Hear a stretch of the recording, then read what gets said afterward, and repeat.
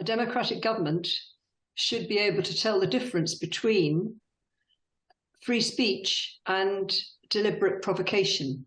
This is an act of provocation, and under the Council, the EU has a Council framework decision from 2008, and Article 1D of that advises that if events take place which are designed to be Islamophobic in a violent way and to incite violence and harm, then this is not free speech. This is illegality.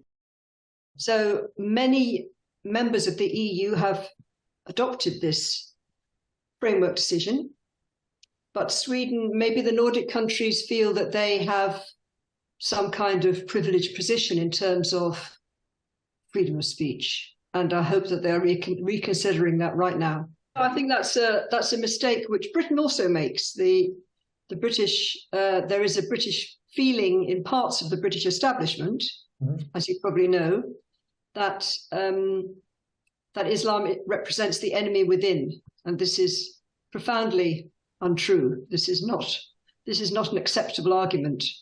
This is really a shocking state of affairs, which should be managed much better, because this comes from the thinking of Schmidt, a right-wing philosopher who supported the Nazi regime.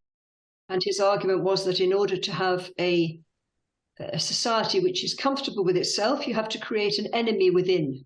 There must be an enemy inside the country who can be hated and against whom we can marshal our forces. And to an extent, this is happening in the Nordic countries, and not only in the Nordic countries.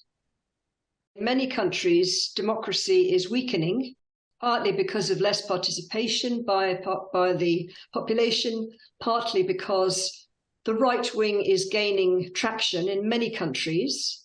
And this is at least partly due to the 2008 crash and the subsequent austerity. People are uncomfortable, hungry, they don't feel safe. So this is all the more reason to create the enemy within, because then you don't hate the government, you hate the enemy within, who has been created artificially.